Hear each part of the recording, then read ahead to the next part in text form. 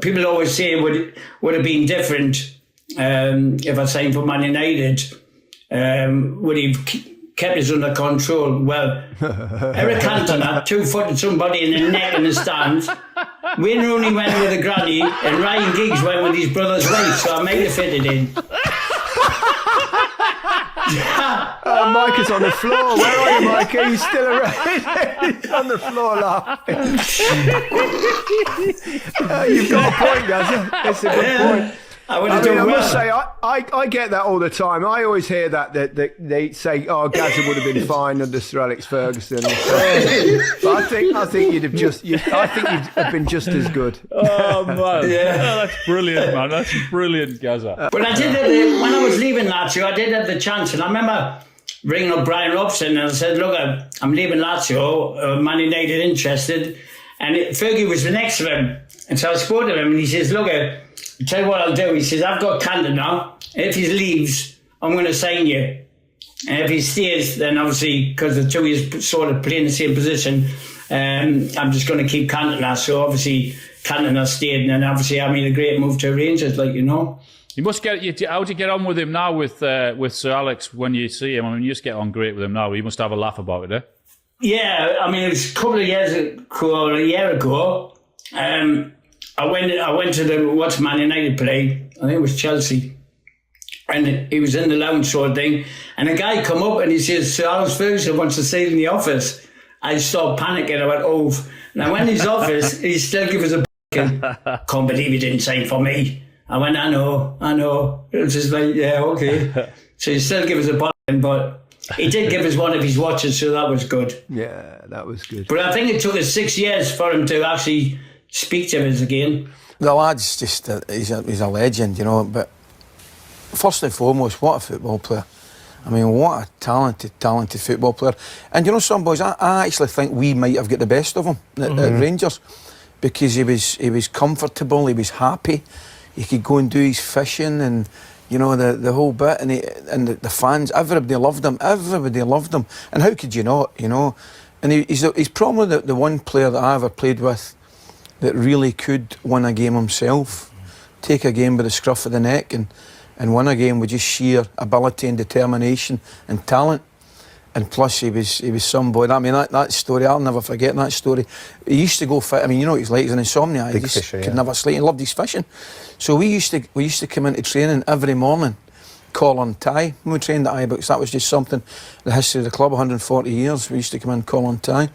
So he used to be in every morning, bang on 9 o'clock for training at 10, but one morning he's not there. It's 10 o'clock, 9:45, and we're looking about, where's Gascoigne, you know?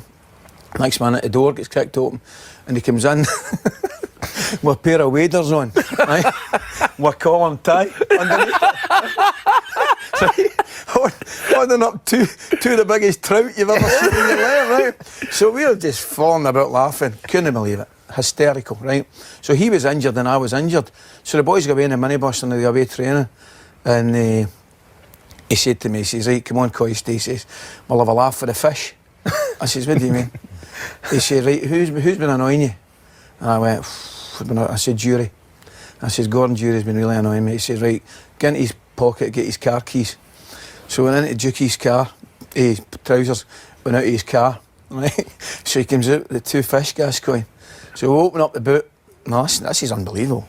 So we unscrew the spare wheel, and I throw the fish in, and I go to throw the other fish in.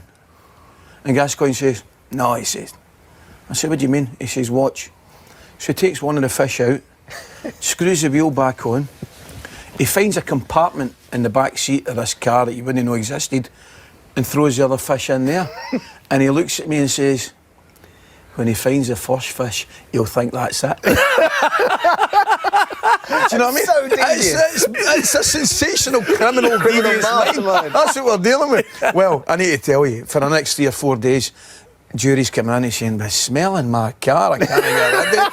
He says, "I'm even stopping at the traffic lights," he says, "there's people walking by me." And then, of course, he finds the first fish, like Gascoigne said he would find the first fish. And he thinks that's it, but he says, For a life of me, I can't get rid of the smell. And I swear to God, we went out one day to go on the bus, and you know these wee Christmas tree air fresheners?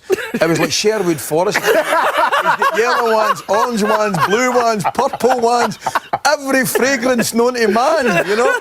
And I could take him about a month to get rid of the smell in the car when he found the second fish. But, I mean, that was Gascoigne, the funny side of Gascoigne. I mean, that time, remember Tottenham when I brought the ostrich into training? I wasn't there that day. Was it that at Tottenham? But I have heard about it. I've had it on good authority that is true. What on earth possessed you to bring in an ostrich? Yeah. No, because the lad said I was boring, and I'm not. So I just thought, what am I going to do? So as I'm passing the zoo, I thought, right, that's what I'm going to do. And I went into the zoo and asked him to borrow an ostrich. And I remember I put my ear shirt on it and put it in the back of the car. And it's so funny, as I'm driving to the training ground, someone stopped, tooted the horn and went, put his thumbs up, and I went, wow, I'm famous, I'm recognised. I forgot it's the ostrich, he's laughing at the back of the car. Yeah. And I just remember, when the lads were warming up, I threw the ostrich onto the training pitch. Gaffer, I'm going to play for you, he's quick as Can we just say no ostrich were hurt in this podcast? Yeah, but Miguel, what was funny is the lads finished training at 12:30. You ever tried catching an ostrich? Well, no, not often.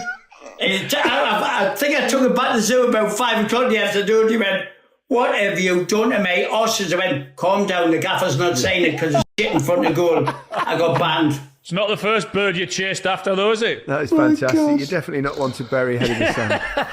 No, exactly, I know. At least that was a cheap one. I'll tell you something, a more competitive footballer I don't think I've ever played with. He was unbelievable. As I say, when he signed at Rangers, Walter signed him, one of his, prior to the Old Firm game, I mean, as you'd imagine and as you would hope, he trained as he played, right? So this is maybe the Tuesday or Wednesday or something like that, and we've got the Old Firm game coming up at the weekend, and Gattuso's running about scything people, you know the way, a real terrier type. Get on, give him a day. So, he could handle himself with Gattuso. Listen, you don't win World Cups and Champions League if you can't handle yourself. Anyway, I don't need to tell you. Walter's going off his head. He says, some of these I've got a game at the weekend. We're playing Celtic. He says, we need to watch some of these tackles. So he shouts to Gascoigne and he says, oh, Gaza, he said, you speak a bit of Italian. He said, tell him to calm down. Tell Gattuso to calm down. There's a game at the weekend. Wrong man. I mean, Walter should have known better. Naivety at best on Walter's part. So what does Gascoigne do in broken Italian? He tells him that the manager wants more of you. If he wants to play at the weekend, you need to show a little bit of level of commitment in the training. So I don't need to tell you, 2 minutes later the ball gets played up to me and I'm wearing 6 studs down my chest as he tackles me. Walter's going epileptic on the sidelines, man. So I'm in the dressing room, and it's just the day before Guy Fawkes, right? So Gascoigne's not even in the conversation, right? He's away over the dressing room. So I turn to wee Durante and says, do you know what I'm going to do, wee man? I said, I'm going to get some fireworks. I said, my mate Knoxie's coming out of the house. I said, I'm going to get some fireworks. I'm going to have a wee firework display in the house. Ah, that's a good idea, Coist. He says, smashing, hope that goes well. So I turn round, and as I turn round again, Gaza's right in my face. And he looks at me. He says, Coisty, I'm your man for fireworks. And I know what you're thinking, guys. At that point, I should just start in the opposite direction, but I didn't, right? I said, what's the deal? He said, £100 boxes, a tenner a box. I went, right, I'm in for 2.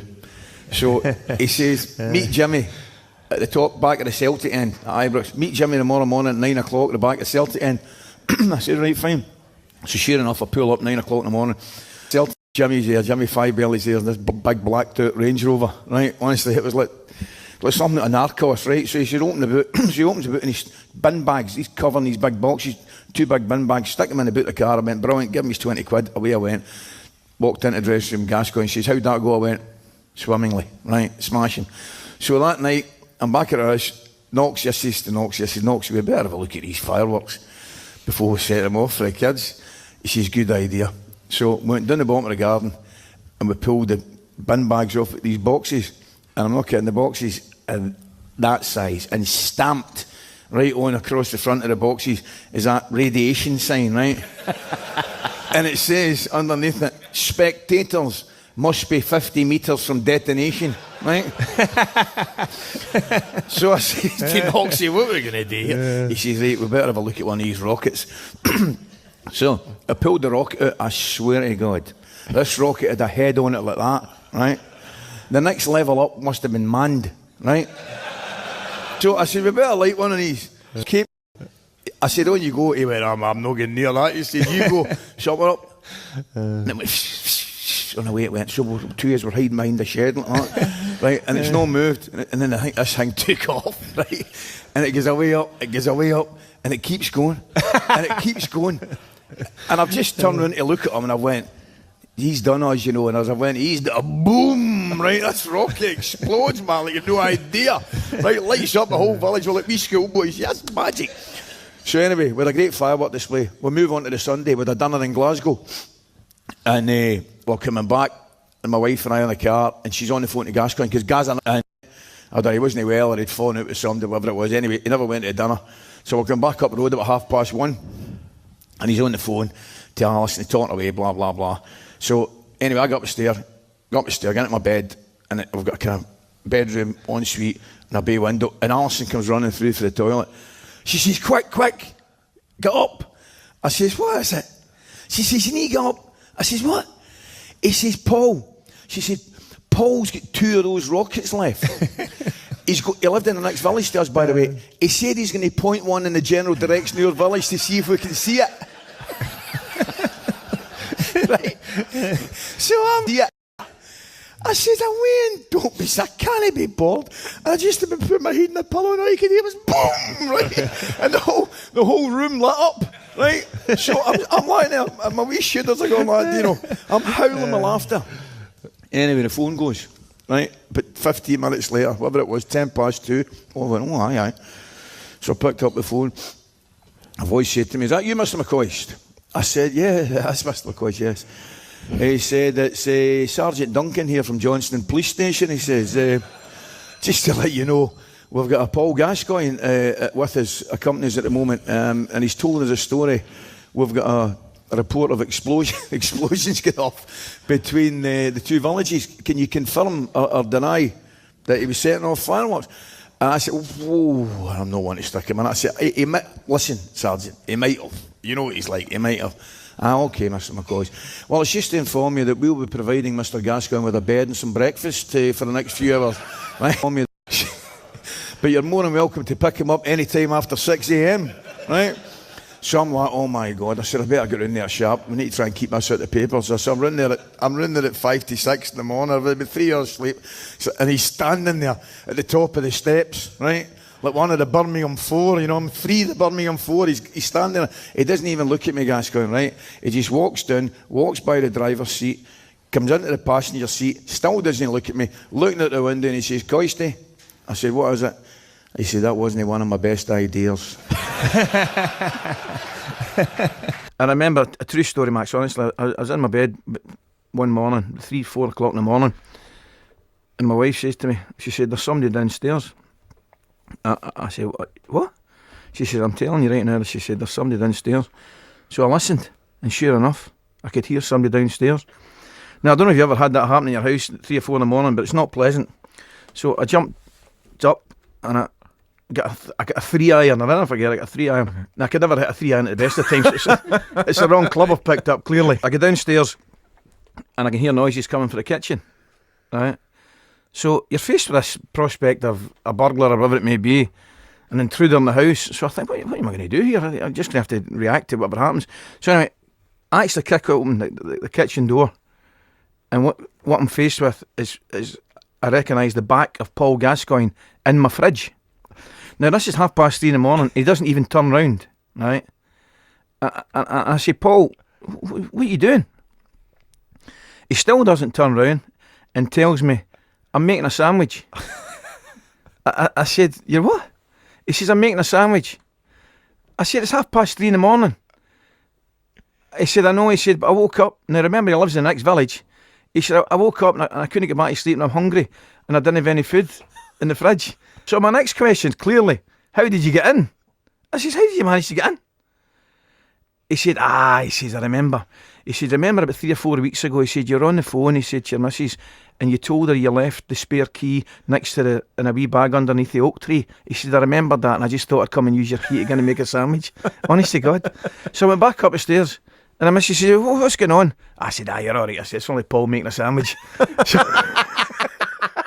He's made me this cup of tea, and it was boiling hot, big mug of tea, and I said, come on, I said, let's go, look, I'll take this with me. No, you can't take it with you, don't take it with you. Don't take that cup with you. Don't be stupid. I said, come on, let's go. I said, it's too hot, I can't drink it all now. No, come on, drink it up. I want to get that washed tonight. No, come on. He said, come on. He said, drive me mad otherwise. Don't be daft, mate. So I've walked out the door and I've got this cup in my hand. Got in the car, we've gone training. And during the training session, as we're playing and we're running around, he's going, where's that cup? I need that cup back off you at the end. Don't go, as we're training, running around. So, of course, I've got this cup in my bag. So I'm on the train now, going back, and I can't remember, and my phone rings. Hello? Where's that cup? He's going mad about this cup, right? I said, guys, don't worry, I'll bring it back up on Friday. It's not a problem. No, I'm sending Jimmy. So Jimmy's got to drive from Newcastle to Sutton Coldfield to come down to me to get this cup.